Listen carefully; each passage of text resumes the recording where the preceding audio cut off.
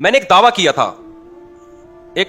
کیا تھا کہ بہت سارے مسائل حدیث میں نہیں ہیں، لیکن آج کل کے اسکالرز جو تواتر سے ایک چیز چلی آ رہی ہے نا، اس کو خبر واحد کی بنیاد پہ چینج کر رہے ہیں، اور یہ کام تحریف کا تقریباً 100-150 سال سے شروع ہو چکا ہے. لوگ ہم سے پوچھتے ہیں نا کہ خواتین اور مردوں کی نماز میں فرق حدیث سے دکھاؤ. ہم کیا کہتے ہیں؟ تواتر عملی.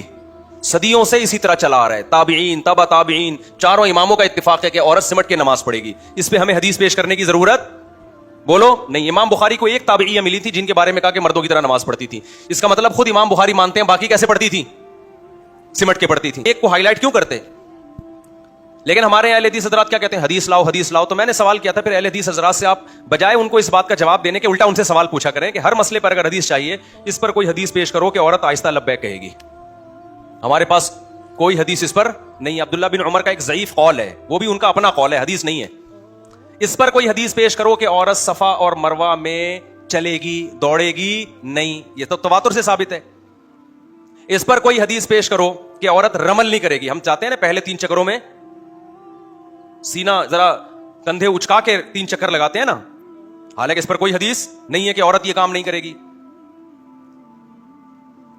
اگر آپ کہتے ہیں نبی نے فرمایا کہ ایسے نماز پڑھو جیسے میں پڑھتا ہوں، تو نبی نے یہ بھی تو فرمایا ایسے حج کرو جیسے میں کرتا ہوں. تو نبی نے تو زور سے لبیک کہا ہے. نبی صلی اللہ علیہ وسلم تو پہلے 3 چکر میں رمل کیا ہے. نبی تو صفا اور مروہ پہ چلے ہیں، دوڑے ہیں، چلے نہیں. آپ عورتوں کو کیوں چلوا رہے ہو؟ ہمارے پاس کوئی دلیل نہیں ہے سوائے تواتر عملی کے. ایک صاحب نے میرے اس طرح کے بیان پہ نیچے کمنٹس کیا، مفتی صاحب کو حدیثوں کا مطالعہ بالکل نہیں ہے. حضرت عائشہ کی حدیث موجود ہے کہ عورت دوڑے گی نہیں بلکہ چلے گی. حالانکہ ہم اتنے بیوقوف ہیں نہیں جتنا کمنٹس والے ہمیں سمجھ رہے ہوتے ہیں. وہ حضرت عائشہ کا قول ضعیف ہے،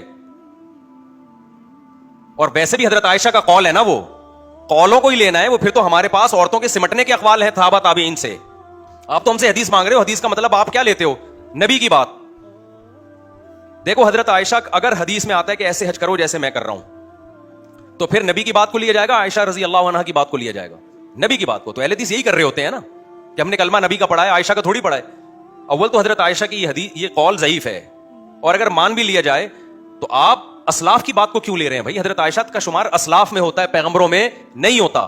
اور اگر آپ کہتے ہو حضرت عائشہ نبی کی بات کو زیادہ سمجھتی تھیں، تو ہم کہیں گے پھر ابو حنیفہ بھی آپ سے زیادہ سمجھدار تھے، پھر تو عبداللہ بن مسعود بھی آپ سے زیادہ سمجھدار تھے، پھر تو عبداللہ بن عمر بھی آپ سے زیادہ سمجھدار تھے. افراد کو، اشخاص کو لانا ہے تو پھر سب کو لے کر آؤ نا. یہ کہ اپنے مطلب کے لا رہے. اور پھر عبداللہ بن عباس 3 طلاقوں کو 3 کہتے تھے، ان کے ماننے سے آپ 3 کو 3 کیوں نہیں مان لیتے؟ تو یہ عجیب کھچڑی پک رہی ہے یار. تو میں نے یہ دعویٰ کیا تھا کہ دیکھنا ایسے اسکالرز پیدا ہوں گے جو یہ فتویٰ دیں گے کہ عورت صفا اور مروہ میں دوڑے گی، چلے گی نہیں، کیونکہ حدیث میں آتا ہے ایسے حج کرو جیسے میں نے کیا. میں نے کہا آپ دیکھنا یہ فتویٰ چینج ہوگا. تو میں نے دیکھا کہ واقعی یہ چینج ہو چکا ہے. ناصر الالبانی جو سلفی عالم تھے، انہوں نے باقاعدہ فتویٰ دیا ہے کہ عورت صفا مروہ میں چلے گی نہیں بلکہ دوڑے گی. نہیں یہی بات. تو میں تو کہہ رہا تھا عنقریب ایسے اسکالر پیدا ہوں گے جو یہ حج کا طریقہ چینج کریں گے. تو ہوں گے نہیں، ہو چکے ہیں، دنیا سے بھی جا چکے ہیں یہ فتویٰ دے کے. تو آپ اگر تواتر عملی کو نہیں مانتے تو تحریف دین کا دروازہ چوپٹ کھلا ہے. پھر اس لیے میں کہتا ہوں چاروں اماموں کا جو مذہب ہے نا اس کو فالو کرو، ورنہ تمہیں قرآن و سنت کے نام پہ لوگ بھاگے لے جائیں گے. ناصر الالبانی بڑے عالم تھے، اللہ ان کی مغفرت کرے، ان کے درجات بلند کرے، لیکن وہ فتویٰ دے گئے کہ عورت دوڑے گی. ان سے کسی نے پوچھا بھائی دوڑے گی کیوں؟ حضرت عائشہ کا قول ہے کہ چلے گی. انہوں نے کہا حضرت عائشہ کا قول اول تو صحیح سند سے نہیں ہے، اور اگر صحیح ہو بھی جائے تو وہی بات کی جو اہل حدیث کرتے ہیں کہ ہم نے فالو کس کو کرنا ہے؟ حدیث کو. حدیث میں تو آتا ہے ایسے حج کرو جیسے میں نے کیا، تو نبی تو دوڑے ہیں. پھر انہوں نے ایک اور دلیل دی کہ حضرت ہاجرہ تو عورت تھی، وہ تو دوڑی تھی، وہ تو چلی تھوڑی تھی، تو عورت کے لیے تو اور دوڑنا ثابت ہو رہا ہے.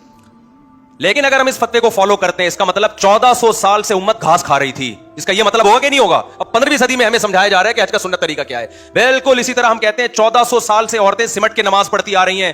حتیٰ کہ پرانے اہل حدیث 150-200 سال جو اہل حدیث انڈیا میں تھے، ان کی فتوے اٹھا کے دیکھیں، انہوں نے بھی لکھا ہے کہ عورت سمٹ کے نماز پڑھے گی. یہ فتویٰ یہاں چینج کیا ہے اہل حدیث نے کہ نہیں جی مردوں کی طرح نماز پڑھے گی. اور دلیل کیا دے رہے ہیں؟ نبی نے فرمایا ایسے نماز پڑھو جیسے میں پڑھتا ہوں. ہم کہتے ہیں یار یہ امت ابو حنیفہ، شافعی، مالک، احمد بن حنبل، یہ تو سارے بول رہے ہیں کہ سمٹ کے پڑے گی، اور تواتر سے یہ چیز چلی آ رہی ہے.